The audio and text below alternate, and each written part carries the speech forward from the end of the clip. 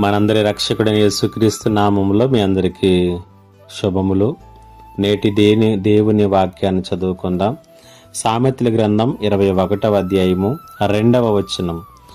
ఒకడు తనకు ఏర్పరచుకున్న మార్గము ఎట్టిదైనను తన దృష్టికది న్యాయముగానే అగపడును. యెహోవాయే హృదయములను పరిశీలన చేయువాడు. ఈ మాటల గురించి మనం ఆలోచన చేద్దాం. ఈ లోకంలో మనుషులందరూ కూడా ఎవరి దృష్టికి వారు సరైనటువంటి వారు, ఎవరి వైపు నుండి వారు చేసేది మంచిదే, ఆలోచించేది మంచిదే. వీరు అన్న మాటలు కూడా సరైనటువంటివే, ప్రవర్తన కూడా సరైనటువంటిదే. అంతా కూడా వారి దృష్టికి న్యాయంగానే యథార్థముగానే కనిపిస్తుంది.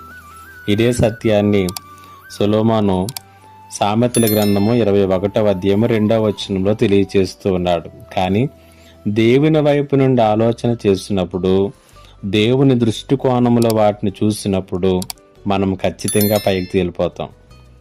ఈ లోకంలో మనం ఎంత పర్ఫెక్టో తెలుసా?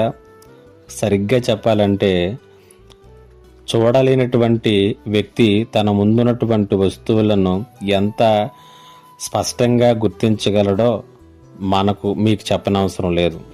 పాపముతో నిండి ఉన్నటువంటి మనిషి కూడా తనను తాను అంచనా వేసుకోవటంలో అంతే పర్ఫెక్ట్గా ఉంటాడు.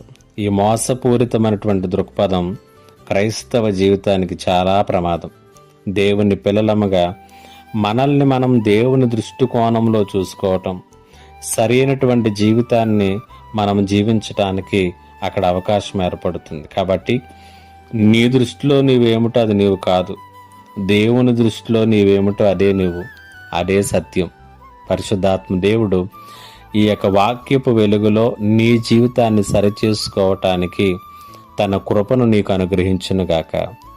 ఆమేన్. ప్రార్థన. మా దేవా, నీకు వందనాలు, స్తుతులు, స్తోత్రాలు.